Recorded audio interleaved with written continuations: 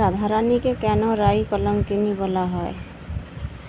কেনই বা স্বর্গের লক্ষ্মী দেবী অভিশপ্ত হয়ে দাপরে রাই কলঙ্কিনী রূপে মর্তধামে লীলা করতে এসেছিলেন?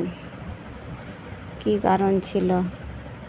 তো আমি সেই কাহিনী পাঠ করছি, আপনারা শুনুন। ভালো লাগলে লাইক, শেয়ার, সাবস্ক্রাইব করবেন। চ্যানেলটা পাশে থাকবেন, সাথে থাকবেন, কমেন্ট করবেন। পুরাকালে দ্বিজ এক ছিল ধরা তলে, দর্শনে পণ্ডিত তিনি ধর্মপথে চলে। পুত্রহীন ছিল দ্বিজ বিষণ্ণ সর্বদা, তপ করিবারে বনে গেলেন একদা। বসিয়া সে ঘোর বনে করে আরাধন, বলে কোথা দেখা দাও দেব নারায়ণ। সৃষ্টি স্থিতি প্রলয়েরও তুমি মূলাধার, তোমার চরণ বিনা নাহি জানি আর। কত কষ্ট করি দ্বিজ করেন তপস্যা, 10 দিগালোকিত দেখেন সহসা। তপস্যায় তুষ্ট হয়ে দেব নারায়ণ, দ্বিজের নিকট তরা করিল গমন। দর্শন করিয়া জ্যোতির্ময় পুরুষেরে, দ্বিজবর কহিলেন তবে করো জোড়ে। দিব্যরূপ কেবা তুমি দেহ পরিচয়, নারায়ণে হেরিবারে বসি তপস্যায়। নারায়ণ বলে তবে হাসিয়া হাসিয়া, আসিয়াছি তব তবে সন্তুষ্ট হইয়া। কিবা বর চাহ তুমি করহ প্রার্থনা, মন মত দেব বর অভাব হবে না। দ্বিজ বর বলে যদি বর দিতে চাও, তোমার লক্ষ্মীরে মোর ভার্যা করে দাও। বিস্মিত হইয়া হরি বলে অতঃপর, এই বর ত্যাজি তুমি চাহ অন্য বর। অল্পক্ষণ চিন্তা করি কহিল ব্রাহ্মণ, লক্ষ্মী বিনা অন্য বর নাহি প্রয়োজন। নারায়ণ বলে যদি ইন্দ্র হতে চাও, সুরপতি হতে ইচ্ছা সেই বর লও। কিংবা দীর্ঘজীবী হতে ইচ্ছা যদি করো, মহাসুখ ঐশ্বর্য পাবে লহ এই বর। পর নারী গ্রহণেতে কেন তব সাধ, নারী হতে পৃথিবীতে ঘটে পরমাদ। কঠোর তপস্যা করি দেখা পাও মোরে, সর্বশ্রম ব্যর্থ করো চাহিয়া লক্ষ্মীরে। দ্বিজ বলে অন্য বরে নাহি প্রয়োজন, সক্ষম না হলে হরি করহ গমন।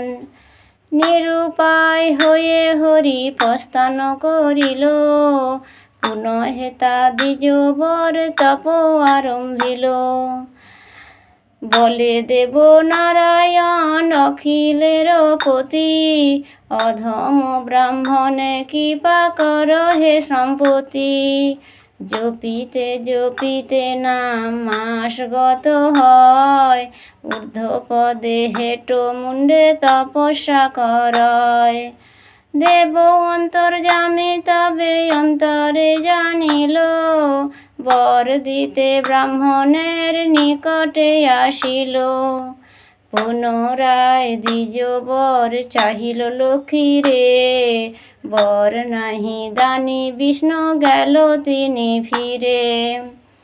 এইভাবে কতবার আসে নারায়ণ, বিমুখ হইয়া ফিরে দ্বিজ করে ধ্যান। অবশেষে আসি হরি কহিল ব্রাহ্মণে, যাহা ইচ্ছা বর তুমি মাগো মম স্থানে। দ্বিজ বলে লক্ষ্মী বিনা নাহি প্রয়োজন, নারায়ণ তথাস্তু বলিল তখন। হৃষ্টমতি দ্বিজ বর পূজা করে হরি, হেন কালে লক্ষ্মী মাতায় আসে তরা করি। লক্ষ্মী বলে কি কর্ম করিলে নারায়ণ, অবোধ ব্রাহ্মণে কেন কর বরদান। রোগ শোক জরা ব্যাধি যে মর্ত ভুবনে, কেমনে কাটাবো আমি মানবের সনে। নারায়ণ বলে লক্ষ্মী এখনো না যাবে, এই দ্বিজ পর জন্মে তোমাকে পাইবে।